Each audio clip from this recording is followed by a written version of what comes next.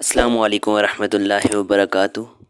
سب سے پہلے سب دوستوں سے گزارش ہے میرے یوٹیوب چینل سبسکرائب کریں، ویڈیو کو لائک کریں اور دوستوں کے ساتھ بھی ضرور شیئر کریں۔ ایک بادشاہ کشتی میں بیٹھ کر دریا کی سیر کر رہا تھا۔ کچھ درباری اور چند غلام بھی اس کے ساتھ تھے۔ ان میں ایک غلام ایسا تھا جو پہلے کبھی کشتی میں نہ بیٹھا تھا، اس لیے وہ بہت خوفزدہ تھا اور ڈوب جانے کے خوف سے رو رہا تھا۔ بادشاہ کو اس طرح رونا اور خوفزدہ ہونا بہت ناگوار گزر رہا تھا، لیکن غلام پر منع کرنے اور ڈانٹنے ڈپٹنے کا بالکل اثر نہ ہوتا تھا۔ کشتی میں ایک جہاندیدہ اور دانا شخص بھی سوار تھا۔ اس نے غلام کی یہ حالت دیکھی تو بادشاہ سے کہا کہ اگر حضور اجازت دیں تو یہ خادم اس خوفزدہ غلام کا ڈر دور کر دے۔ بادشاہ نے فوراً اجازت دے دی اور دانش مند شخص نے غلاموں کو حکم دیا کہ اس شخص کو اٹھا کر دریا میں پھینک دو۔ غلاموں نے حکم کی تعمیل کی اور رونے والے غلام کو اٹھا کر دریا کے اندر پھینک دیا۔ جب وہ 3-4 غوطے کھا چکا تو دانا شخص نے غلاموں سے کہا کہ اب اسے دریا سے نکال کر کشتی میں سوار کر لو۔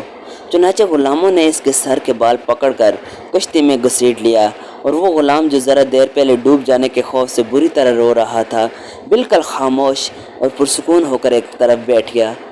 بادشاہ نے حیران ہو کر سوال کیا کہ آخر اس بات میں کیا بھلائی تھی کہ تم نے ایک ڈرے ہوئے شخص کو دریا میں پھینکوا دیا تھا، اور مزید حیرت کی بات یہ ہے کہ اب یہ خاموش بھی ہو گیا ہے۔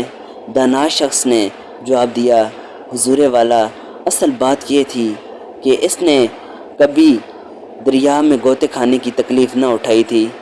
اس طرح اس کے دل میں اس آرام کی کوئی قدر نہ تھی جو اسے کشتی کے اندر حاصل تھا۔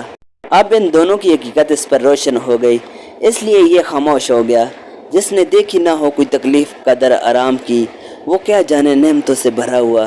جس کا پیٹ جو کی روٹی کو کب غذا مانے۔ حضرت شیخ سعدی رحمۃ اللہ علیہ نے اس عقید میں انسان کی نفسیات بیان فرمائی ہیں کہ جس شخص نے کبھی تکلیف دیکھی ہی نہ ہو، وہ اس آرام کی قدر و قیمت سے آگاہ نہیں ہوتا جو اسے حاصل ہیں۔